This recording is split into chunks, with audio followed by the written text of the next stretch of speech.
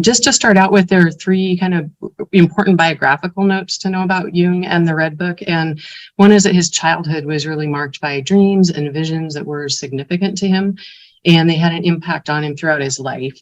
And he also had always from childhood a sense of two different personalities acting through him, which he as a kid just called personality 1 and 2.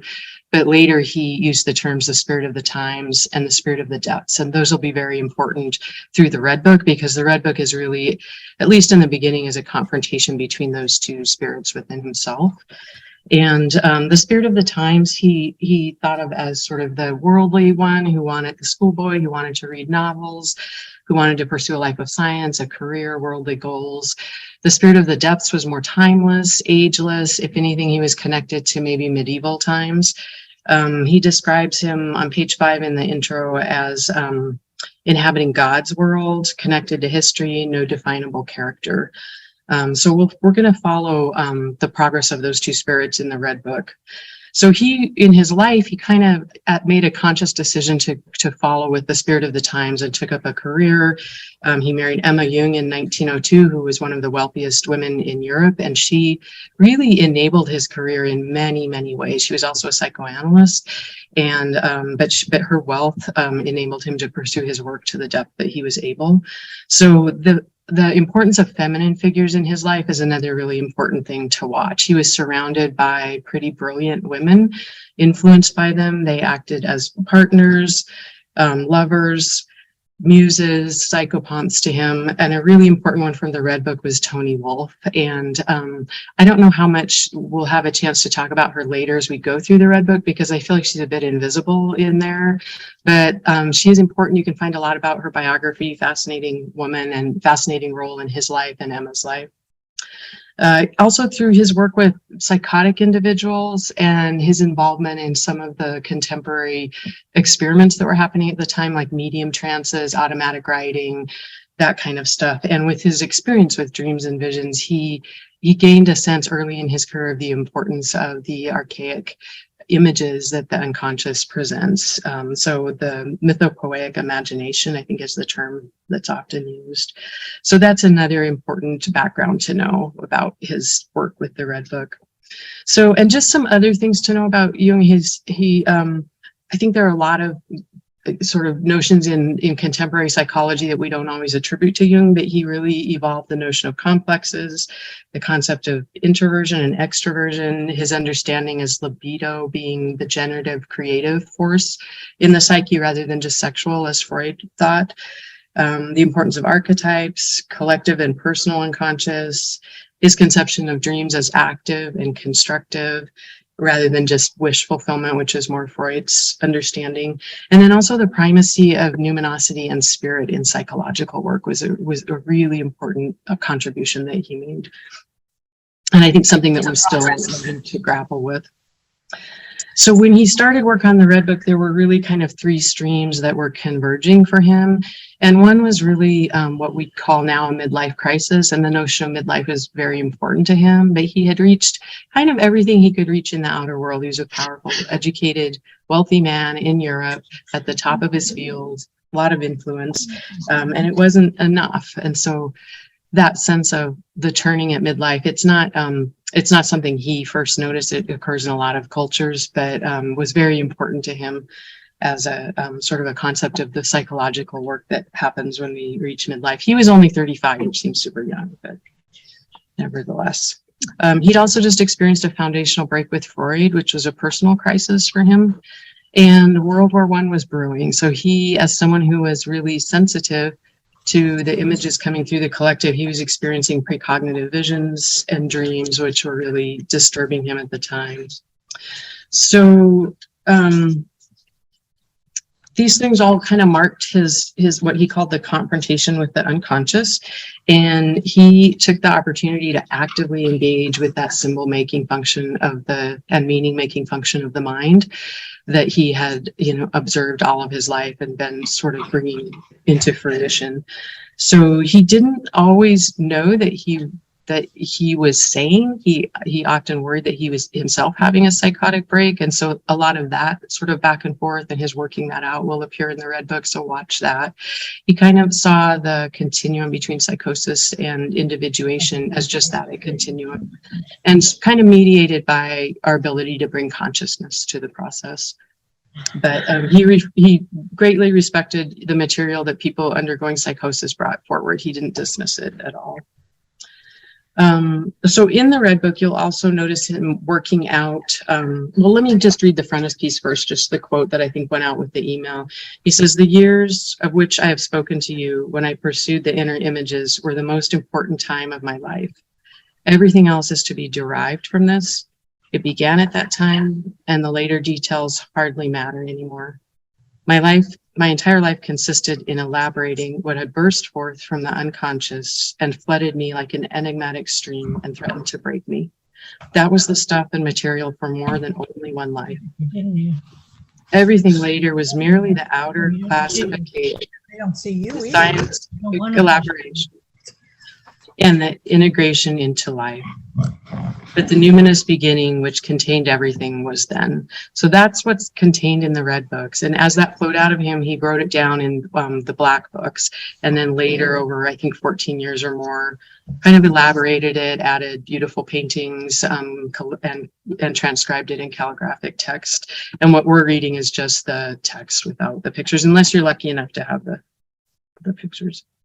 Some of the concepts he establishes in the Red Book that aren't exactly spelled out, but you can see his thoughts developing around it, were individuation, and a lot of this actually is spelled out, the vital importance of one's own path. He said the task of individuation lay in establishing a dialogue with the fantasy figures or contents of the collective unconscious and integrating them into consciousness. So that's the work that he was doing. He also, his notion of the self really started to bloom there. On page 59 of the introduction, he says, "Inasmuch as the I is only the center of my field of consciousness, it is not identical with the totality of my psyche, being merely a complex among other complexes. Hence I discriminate between the I and the self." And he saw the self as more a symbol of totality, the containment of the entire psyche, including the unconscious. And then other notions and themes that you'll see arising as we read through the book are the notion of persona, soul, anima and animus, the transcendent function, the tension of the opposites, the transforming symbol, synchronicity, circumambulation of the self, the four functions of thinking, feeling, sensation, and intuition, the restoration of the feminine, psychic objectivity, or the actual autonomous reality of psychic contents, and also the importance of the image of the mandala. So those are just some things to kind of keep track of as we're going through the Red Book and think about. And then the other thing I think to keep in mind, or that as Joanne and I were talking about having a reading group around this, was just the understanding that we're, more than 100 years later, we're at a similar kind of cultural tension of crises. This time it's real existential crises that are global. And we're kind of in the midst of the same kind of moment that Jung was in when he entered into his confrontation. I know many of us are also, experiencing personal crisis that go along with that, all of the turmoil and upset. There's a great quote by Hugo Ball on page 3 that I think really spoke to that time and also our time now. And he talks about the economic fatalism that's prevailing, the sense of the church not quite meeting the needs or not having a collective religious outlet that's containing all of these tensions anymore. And he said the most burning question day and night is there anywhere a force that is strong enough to put an end to this state of affairs? And if not, how can one escape it? And I think that's probably a burning question again right now. And Jung underlines that the question that he's bringing forth in the Red Book is what is the myth that you live by? What's your personal myth? So I think as we read through this, if we can just keep those two questions in mind, that might be helpful for discussion. So that's all I've got. Flash intro. Hand it over to Mary. Thanks, Jo Marie. That was great. Well, a couple things. First of all, Joanne was saying, how did I want to do this? I'm planning on reading some excerpts, and I would like for you to just listen and not try to read along. And if you have a piece of paper and a pencil, and really note down just what arises in you, because I don't want us to just think about it, but also respond to what we're reading. Also, I wanted to say that this process wasn't easy for Jung to get into. And so what he first did to be able to get into this process, because he couldn't figure out how to get in touch with what was going on inside, was he ended up, because he couldn't think of anything else to do, he ended up just in his fantasy digging a hole and just digging a hole in the earth and going down and down and down until something happened. And I think that's reassuring to me, because it's like he didn't just all of a sudden know how to do all this stuff. He really had to figure it out. He also, we can do active imagination with a mood, with some fantasy that comes to us by inviting a fantasy, or we can dialogue with the person if we're having a voice coming up inside of us. But I thought it was really interesting to note that he didn't actually do this work with his dreams. They were kind of separate, that it was really this fantasy trip. So that struck me. Okay. So the other thing I wanted to say before I start is Jung showed his work as an example, not to be imitated. So it isn't like we're trying to learn what Jung learned, but learned how he learned it. And so the process he used. And then he wants all of us, of course, to find our own truth and what our images will say to us. So those are the two things. So I'm just going to read, and then I'll pause from time to time. So this is from something Jung referred to. Filled with human pride and blinded by the presumptuous spirit of the times, I long sought to hold that other spirit away from me. But I did not consider that the spirit of the depths, from time immemorial and for all the future, possesses a greater power than the spirit of this time, who changes with the generations. The spirit of the depths has subjugated all pride and arrogance to the power of judgment. He took away my belief in science.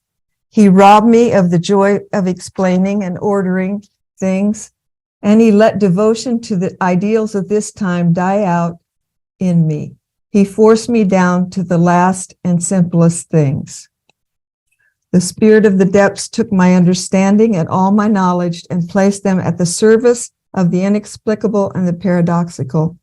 He robbed me of speech and writing for everything that was not in his service, namely the melting together of sense and nonsense, which produces the supreme meaning. So that just kind of as an introduction. Okay. So he's gotten in touch with his soul finally. Believe me, it is no teaching and no instructions that I give you. On what basis should I presume to teach you? I give you news of the way of this man, but not of your own way. My path is not your path, therefore I cannot teach you. The way is within us, but not in God's, nor in teachings, nor in laws. Within us is the way, the truth, and the life. I'm sorry, that's Jung speaking. So this is the part. This was very shortly after his break with Freud. And he spent a long time trying to get his soul to respond to him. More than just, like a week or 2 weeks. But now he's saying, this is in Refinding the Soul. My soul, where are you? Do you hear me? I speak. I call you. Are you there? I have returned. I am here again. I have shaken the dust of all the lands from my feet, and I have come to you. I am with you. After long years of long wandering, I have come to you again. Should I tell you everything I have seen, experienced, and drunk in? Or do you not want to hear about all the noise of life and the world? But one thing you must know, the one thing I have learned, is that one must live this life. This life is the way, the long sought after way to the unfathomable, which we call divine.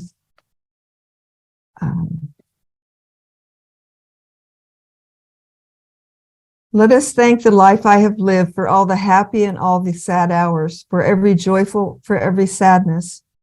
My soul, my journey should continue with you. I will wander with you and ascend to my solitude. The spirit of the depths forced me to say this, and at the same time to undergo it against myself, since I had not expected it then. I still labored misguidedly under the spirit of this time, and thought differently about the human soul. I thought and spoke much of the soul. I knew many learned words for her. I had judged her and turned her into a scientific object. I did not consider that my soul cannot be the object of my judgment and knowledge.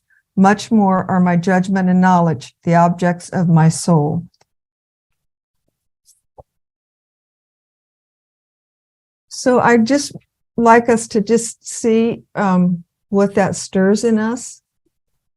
The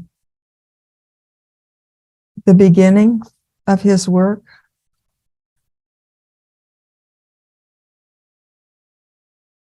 I know for me, reading that gives me hope because it's not an easy task.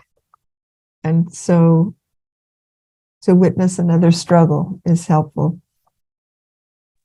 Marianne struck by the lines to, I can't remember the exact phrase now, but something to the extent that you must live your life, even though the theme is about kind of turning away from the whole way he had lived in his first half of life. It's still not turning away from life, which I thought was interesting because that seems like a real balancing act.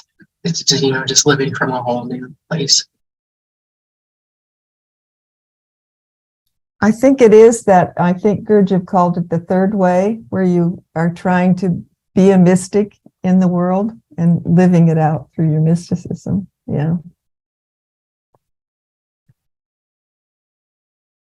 I think it's interesting that everything that gave his life order and made sense, everything he studied, he said even science fell away, and he was left with nothing that he was familiar with. And what I got from that was that he had to allow something new to come out of that.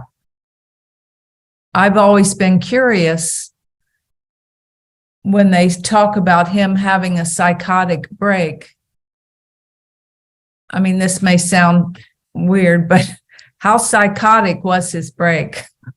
I mean, how deep did that go? Was that a momentary psychotic break? And I haven't read about that in quite a while, so I don't know. But even when I read his works earlier, like 2 or 3 of his books, I was always intrigued by that.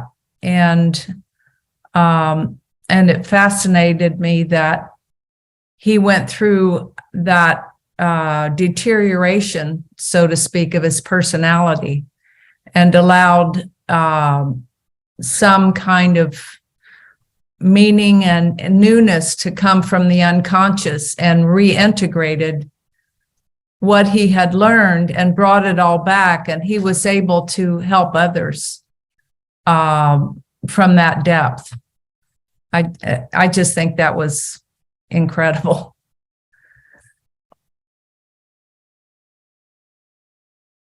I think we forget that he did have a lot of help. Like Tony Wolff was with him, his wife was with him. He had his work to return to, but also he really, I mean, he talked about, he would get so distraught, he would have to do yoga till he calmed his emotions down enough to be able to go back and do the work. So I think he had relationship resources, but he also had personal resources to know how to cope with those. But my impression is he had some really powerful emotional tumult in the whole thing for a long time. Yeah. Okay. Anybody else? We might go on if we, yeah. Lee? Yeah, I just lost my picture, which is weird. I just wanted to ask really Joe Maria question that had come up when she was talking about the unconscious. And I was wondering if Jung ever made a distinction between the subconscious and the unconscious, if he ever talked about that or wrote about that. Because you know, I don't, to me, that something like seeing some archetypes or something and reading a book or going to a museum and then bringing that out in your work, to me, that's more, I would think of it as a subconscious thing that was externally stimulated, as opposed to something that was unconscious that was not as external. And not that everything may not be external in some sense, but I'm just curious whether he ever made a distinction between subconscious and unconscious, and what he said about that or wrote about that. I don't think he did, but we have analysts in the room. Does anybody? I can say Freud more talked about the subconscious, and Jung divided the unconscious in the personal unconscious, which is the things that we could know but don't know or haven't learned yet, or the things we've put into the unconscious. So he really talked more. He didn't talk about the subconscious as much as the personal unconscious and then the collective unconscious. And Did Freud make a distinction between a subconscious and the unconscious that you're aware of? John can For Freud, the subconscious was the leftovers of our personal conscious, and the unconscious was limited to that. Freud didn't have a concept of the collective unconscious like Jung did. So the subconscious is a Freudian term, not a Jungian term. Thank you. Okay, I'm going to go on. The soul and God, that section is called. On the second night, I called out to my soul, I am weary, my soul. My wandering has lasted too long. My search for myself outside of myself. Now I have gone through events and find you behind all of them. For I made discoveries on my erring through events, humanity, and the world. I found men, and you, my soul, I found again, first in images within men, and then you yourself. I found you where I least expected you. You climbed out of a dark shaft. You announced yourself to me in advance in dreams. They burned in my heart and drove me to all the bolder acts of daring and forced me to rise above myself. You let me set truths of which I had no previous inkling. You let me see truths of which I had no previous inkling. You let me undertake journeys whose endless length would have scared me if the knowledge of them had not been secure in you. I wandered for many years, so long that I forgot that I possessed a soul. Where were you all this time? Which beyond sheltered you and gave you sanctuary? Oh, that which you must speak through me, that my speech, and that my speech and I are your symbol and expression. How should I decipher you?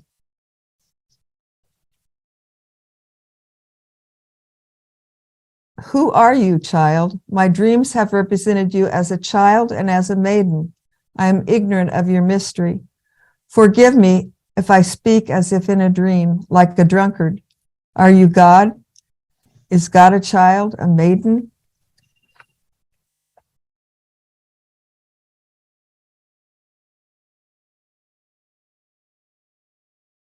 You took away where I thought to take hold, and you gave me where I did not expect anything. And time and again, you brought about fate from new and unexpected quarters. Where I sowed, you robbed me of the harvest, and where I did not sow, you gave me fruit 100-fold. And time and again, I lost the path and found it again, where I would never have foreseen it. You upheld my belief when I was alone and near despair. At every decision moment, you led me to believe in myself.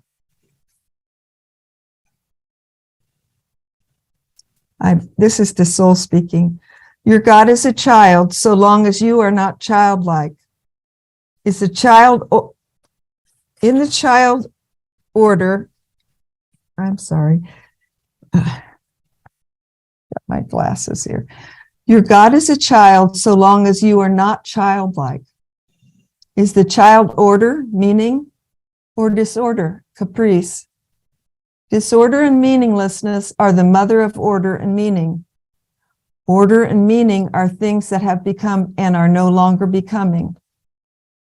You open the gates of the soul to let the dark flood of chaos flow into your order and meaning. If you marry the order to the chaos, you produce the divine child, the supreme meaning beyond meaning and meaninglessness. You are afraid to open the door? I too was afraid, since we had forgotten that God is terrible. Christ taught God is love, but you should know that love is also terrible. I spoke to a loving soul, and as I drew nearer to her, I was overcome by horror, and I leaped up a wall of doubt and did not anticipate that I thus wanted to protect myself from my fearful soul. You dread the depths. It should horrify you, since the way of what is to come leads through it. You must endure the temptation of fear and doubt, and at the same time acknowledge to the bone that your fear is justified and your doubt is reasonable. How otherwise could it be a true temptation and a true overcoming?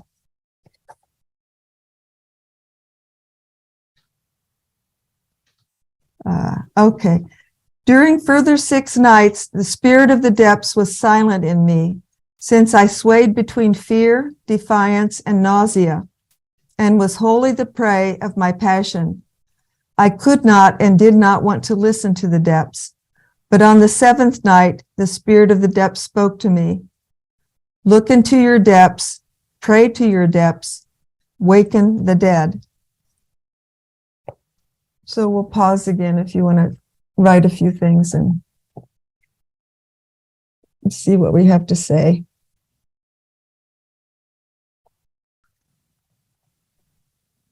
Any thoughts or reflections or comments? Well, I'll jump in. I was also thinking about that first section. And I'm listening to these words, and it's getting me thinking about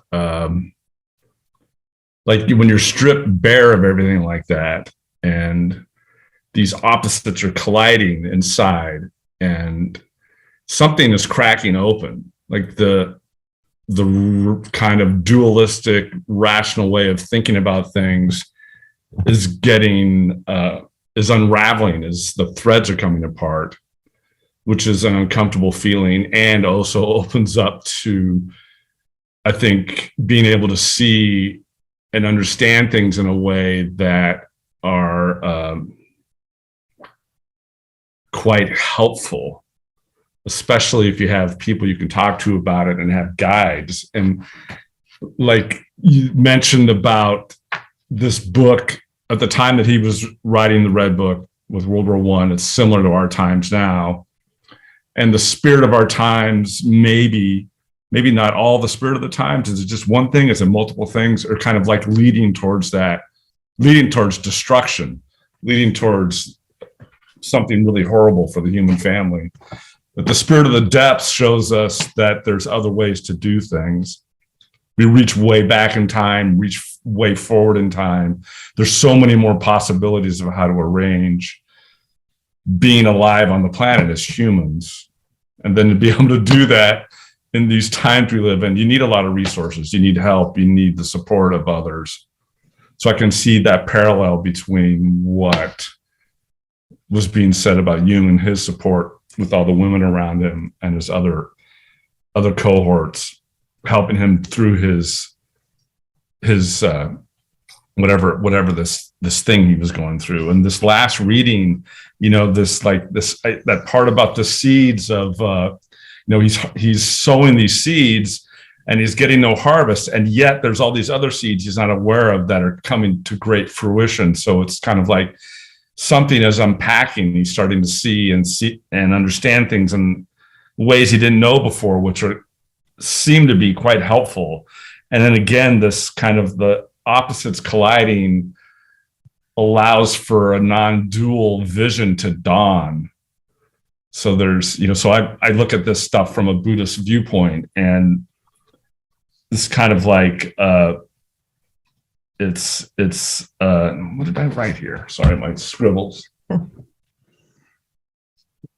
So it's kind of like, that somehow this, a non-dual mind is opening to the possibilities of life beyond just what is in front of us, beyond what the spirit of the times is showing us. So that's part of what I'm hearing and seeing here. Yeah. Thank you. Yeah.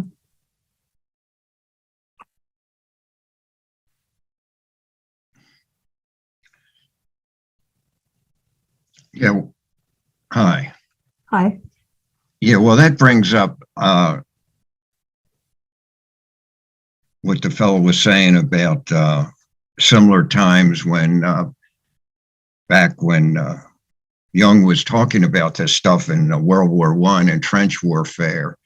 And I think we've gone way past that in terms of you see, we're 90 seconds on the doomsday clock. And we're really post-Manhattan Project. And trench warfare would be great compared to a post-apocalypse era that it seems that we're in or will be in.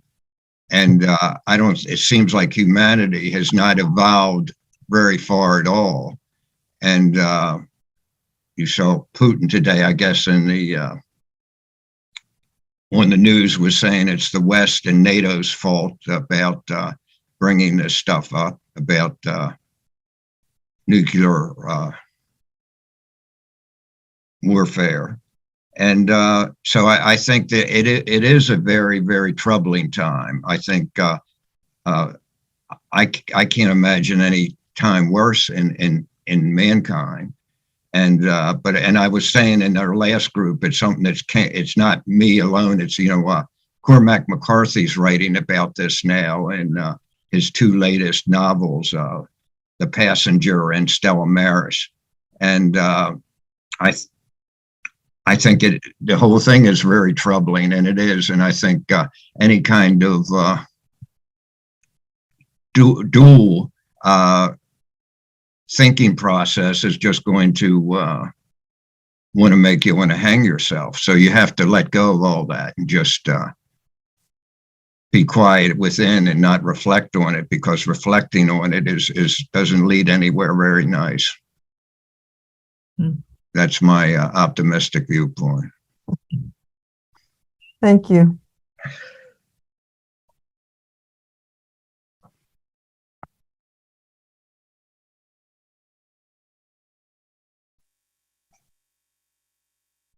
It's a terrifying time.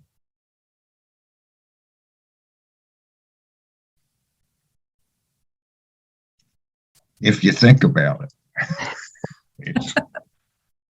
Right.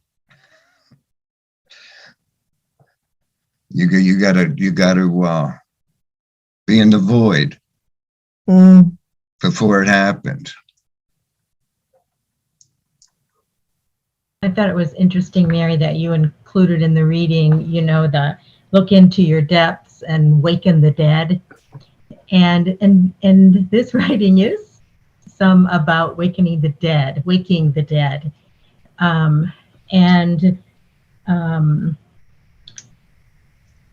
that they outnumber us, really, and that our whole orientation is to the future, and maybe unwisely so. I mean, I think that's part of what he's saying here.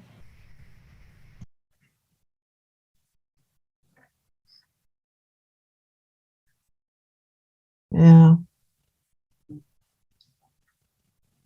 Glad you said that, Joanne. And I feel kind of comforted too by his note that the opportunities to have these kinds of encounters with the unconscious happen at just these times, and also his sense that his soul was there behind every event. And I just can't help but think that for the collective soul as well, that she's there behind every event. And so, as terrible as it is, maybe this is our opportunity. Mm.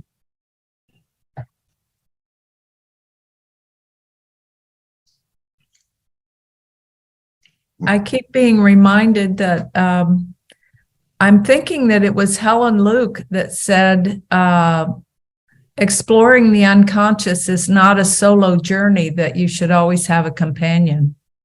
And I remember, maybe it was I don't remember how I heard it. Maybe it was a quote or something, but I remember thinking, oh, that's really wise, because you can get lost in it and not always have the wisdom to know what aspects of the unconscious to pull into your being in order to integrate into into wholeness as you're going along. I think it's important to have at least one companion. And as you're all talking about the times that we're in, and I know that depression and all that goes with that has increased quite a bit in the last 2 to 3 years, that it's as important as ever for us to identify our helpers and reach out when we get into a space that we find ourselves lost in. I mean, it's important to face things alone at some point, but it's also important to kind of discern when to have someone there with you.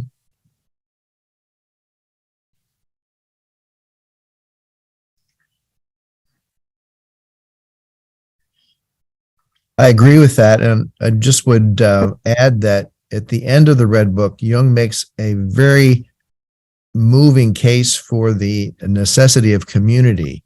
Even though this is an individual journey, and it's emphasized that it takes the courage to do that, at the end of the Red Book, he comes out with the importance of us needing each other and how important that community, even though it's limited too and flawed, how essential it is. So that often doesn't get recognized in terms of thinking about the Red Book. But if you go to the end of the Red Book, you'll find his affirmation of community.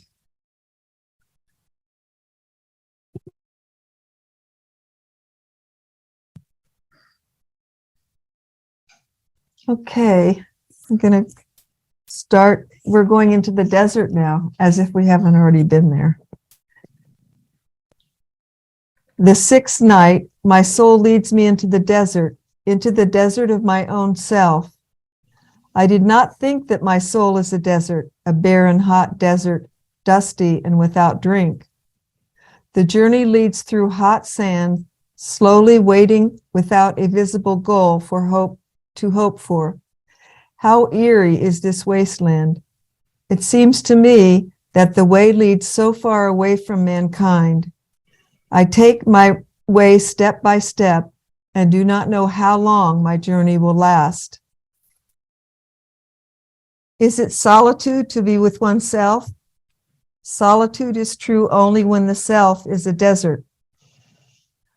My soul, what am I to do here? But my soul spoke to me and said, wait. I heard the cruel word. Torment belongs to the desert.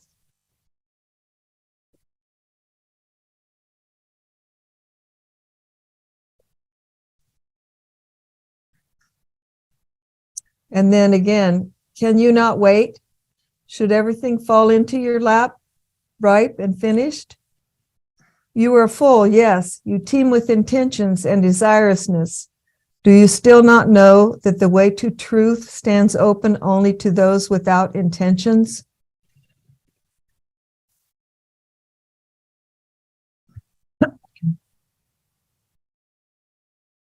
The cleverer you are, the more foolish your simple-mindedness. The totally clever are total fools to their simple-mindedness. We cannot save ourselves from the cleverness of the spirit of this time through increasing our cleverness, but through accepting what our cleverness hates most, namely simple-mindedness. Yet we also do not want to be artificial fools because we have fallen into simple-mindedness. Rather, we will be clever fools. Cleverness conquers the world, but simple-mindedness the soul. So take on the vow of poverty of spirit in order to partake of the soul.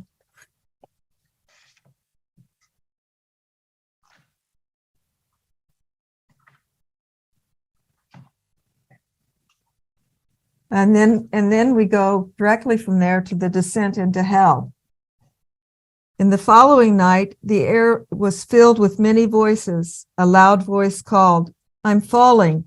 Others cried out confused and excited during this. Where to? What do you want? Should I entrust myself to this confusion? I shuddered. It is a dreadful deep. Do you want me to leave myself to chance, to the madness of my own darkness? Whither, whither? You fall, and I want to fall with you, whoever you are. The spirit of the depths opened my eyes, and I caught a glimpse of the inner things, the world of my soul, the many-formed and changing.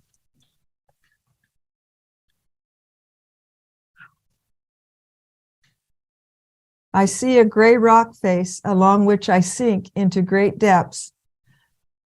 Oh, this is his first fantasy of digging. This is what came of that fantasy when he first tried to start doing this work. I see a gray rock face along which I sink into great depths. I stand in black dirt up to my ankles in a dark cave. Shadows sweep over me. I am seized by fear, but I know I must go in. I crawl through a narrow crack in the rock and reach an inner cave whose horizon is covered with black water. But beyond this, I catch a glimpse of a luminous red stone, which I must reach. I wade through the muddy water. The cave is full of the frightful noise of shrieking voices. I take the stone. It covers a dark opening in the rock. I hold the stone in my hand, peering around inquiringly. I do not want to listen to the voices. They keep me away. But I want to know. Here something wants to be uttered. I place my ear to the opening. I hear the flow of underground waters. I see the bloody head of a man on the dark stream. Someone wounded, someone slain floats there. I take in this image for a long time, shuddering. I see a large black scarab floating back on the dark stream.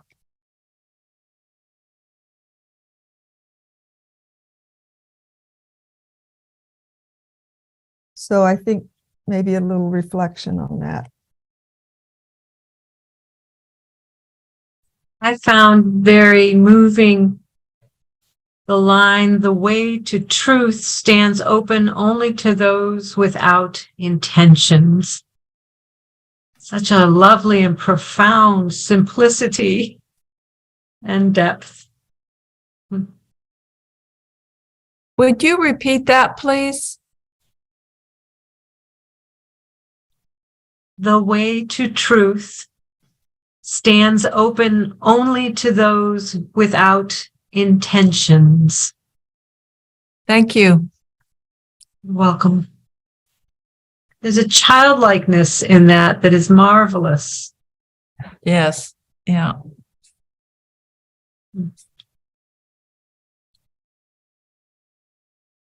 I would be interested in hearing others comment on the meaning of this line, the vow of poverty of spirit to make room for the soul, something like that. The vow of poverty of spirit to make room for the soul. Could someone please expand on that?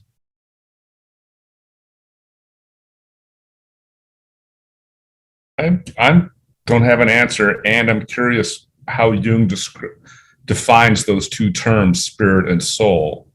In my mind, they're like the same. So I'm wondering how he defines them, where he would make a statement like that. What comes to my mind, I don't know if this is right or not, is the soul is more embodied and the spirit is more not so embodied. So we have to come down into the material reality. That's what occurs to me. And again, that whole thing about knowing and even spiritual knowing, insight and all that. Page 59 of the Red Book speaks to his definition of soul. Ah. I just grabbed the Jung lexicon. So page 59. In the Jung lexicon, spirit is defined as an archetype and a functional complex, often personified and experienced as an enlivening, breath-like presence. I'm not sure if that sheds more light or not.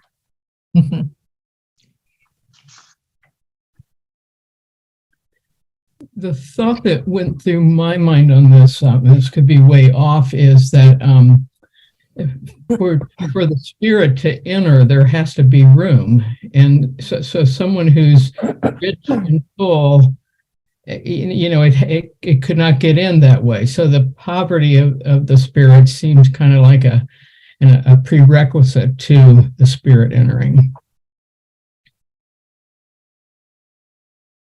To create a space that's, yeah.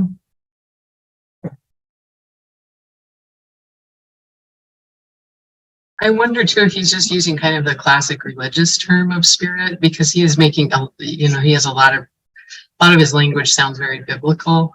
And I wonder, Don, what kind of came to mind to me was a sense of what you first said about being without intention. And just like the real sense of like humility and sacrifice feels like it's coming in at this point of really just laying everything down and saying, I don't know, and that sense of humility and allowing something else to come forward. To me, I feel like intention reminds me of trying to make something happen, as opposed to doing what you can, but allowing. I'm going to move on, unless somebody else wants to. Okay. The murder of the hero.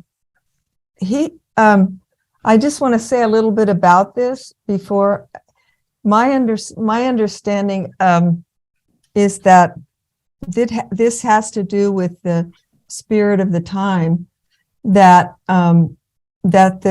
whatever that heroic thing we've been trying to do, it has to die. So I'm I know in the Red Book, Jung talks about it as sort of having his main function had to be let go. But I think he was deep into developing his thing of typology at that moment. So, but I also think it has to do with that. So just wanted to say that. On the following night, I had a vision. I was with a youth in high mountains. It was before daybreak.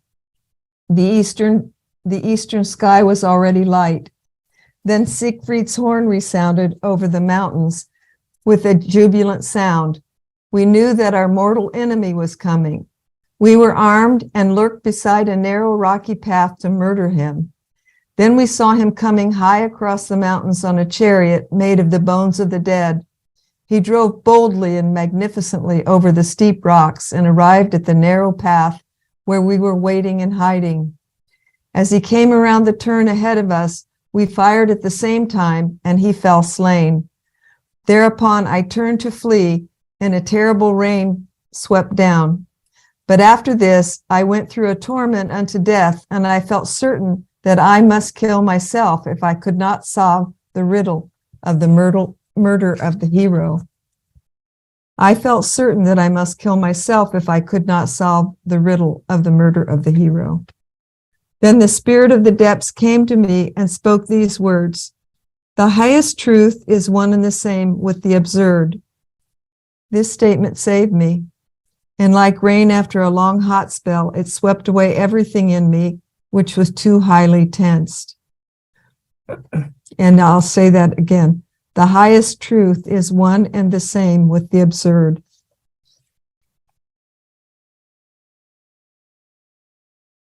We also live in our dreams. We do not live only by day. Sometimes we accomplish our greatest deeds in dreams. In that night, my life was threatened, since I had to kill my Lord and God. Not in single combat, since who among mortals could kill a god in a duel? You can reach your God only as an assassin if you want to overcome him. But this is the bitterest of mortal men. Our gods want to be overcome, since they require renewal. If men kill their princes, they do so because they cannot kill their gods, and because they do not know that they should kill their gods in themselves. If the god grows old, he becomes shadow, nonsense, and he goes down. The greatest truth becomes the greatest lie. The brightest day becomes the darkest night.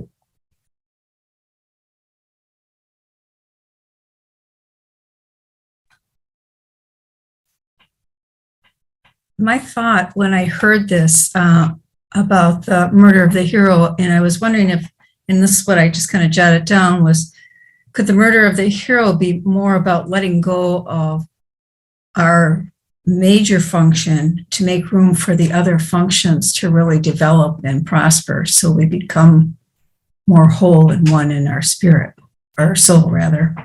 It's just a thought. Yeah, that's actually what Jung had said later on in that was what he thought it was about. Yeah, letting go of his main function. Yeah. Maybe on a personal level. Yeah, that's the first job. Yeah. Yeah, I understand there's a lot of Buddhists here. And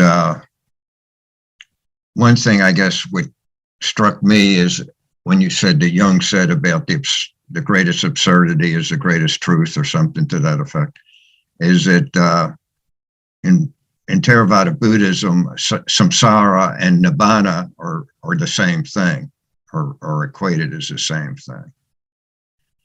And which you would think would be polar opposites normally. But another thing that I wanted to say before we finish tonight is the Buddha also stressed that we should go forward with samvega. Samvega in Pali meant urgency. And so whatever we consider that important in our lives, we should get on with it. And after viewing the gallery, I think I'm probably one of the back end, the very end of it. So we don't have all that much time to get with it, I don't think. So urgency is critical, and we each have to figure out what that is for each of us, I guess. Mm.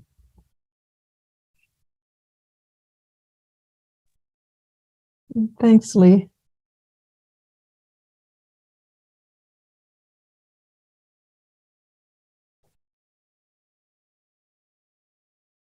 One thing I appreciate about what I'm learning about Jung in this study is his critique of, I guess, of Christianity. That was his background, and this thing about killing God and like allowing God to evolve. I think that's been one of the greatest. Well, not how do I say this? This has been one, as a critique for me, one problem of the people of the book and of Islam is they have not allowed God to evolve. And now we're in these times where the myths don't work anymore.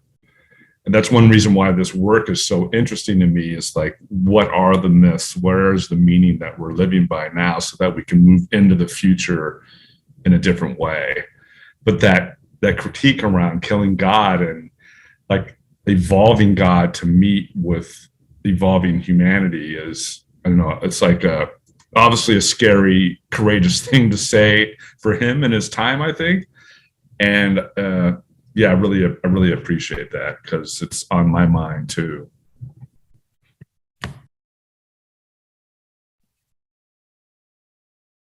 And I would add that the sort of that tendency for any tradition to ossify, like that all the traditions are vulnerable to it, including Buddhism, which has tremendous pockets of ossification and ways that it no longer speaks. And I love the way Jung sort of revivified Christianity through his Descent, where he like encountered all of these major symbols and revivified them in himself as kind of an example of how you keep those symbols alive. It was beautiful, I think.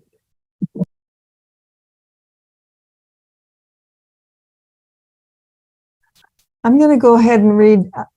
I won't quite get to the last section, but I'm going to go ahead and read the conception, from the conception of God, and that can be maybe how we wrap up. I understand that the new God would be in the relative. If the God is absolute beauty and goodness, how should he encompass the fullness of life, which is beautiful and hateful, good and evil, laughable and serious, human and inhuman? How can man live in the womb of the Godhead himself attends only to one half of himself?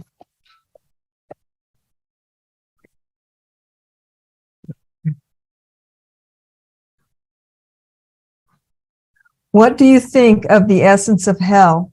Hell is when the depths come to you with all that you no longer are or are not yet capable of.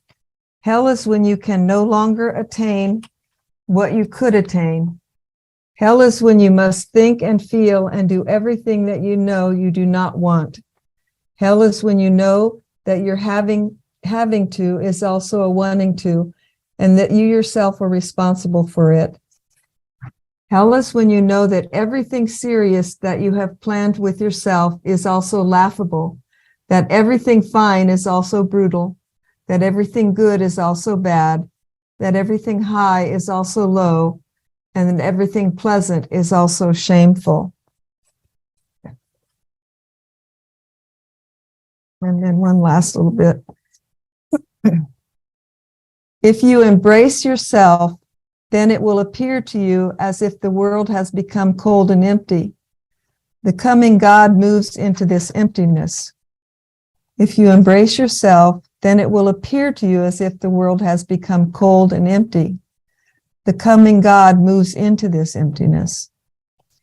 If you are in your solitude and all the space around you has become cold and unending, then you are moved far from men. At the same time, You have come nearer to them as never before.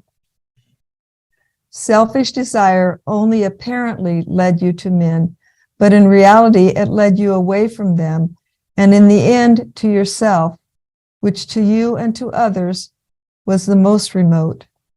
But now, if you are in solitude, your God leads you to the God of others, and through that to the true neighbor, so the neighbor of the self in others.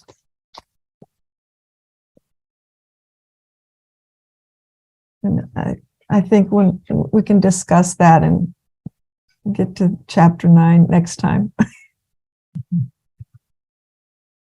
One of the themes that I'm hearing through all of this is that there is a need for us to be stripped down of everything that's known and everything that's been operational in our lives, and that has helped us organize and order and function has to be kind of stripped away. We have to have a certain poverty of spirit.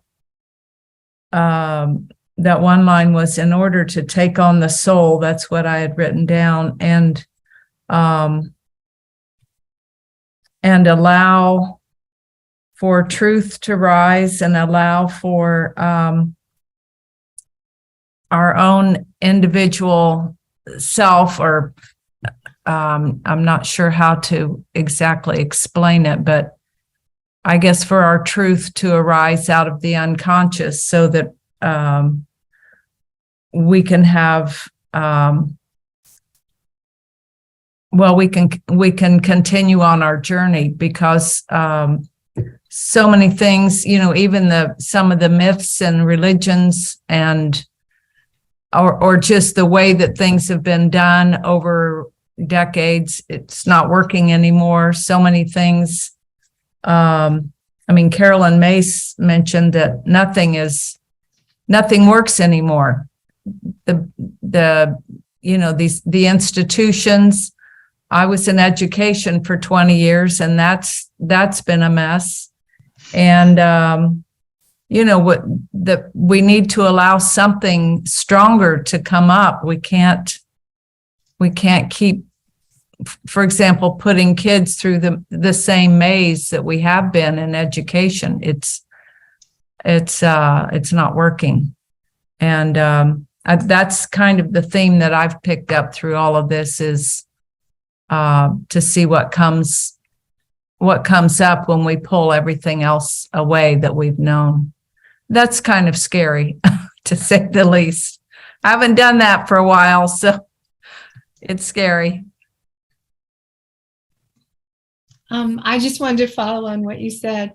It's scary, but I think it's exciting and dramatic. And as I read the Red Book, I haven't read it for so long, and I went back in thinking it would be really terribly hard. But there's so much drama in it, and so much kind of vital questions. And I'm so curious about what's going to emerge, that I feel like it has that side to it too. It has the scariness and the not wanting to let go of everything, but I feel like it's a great mystery novel in a way. Like something's going to emerge, and what is it going to be? And it could be that way for each of us too, if we're able to really open that door and experience something unexpected and dramatic. Yeah. Mm.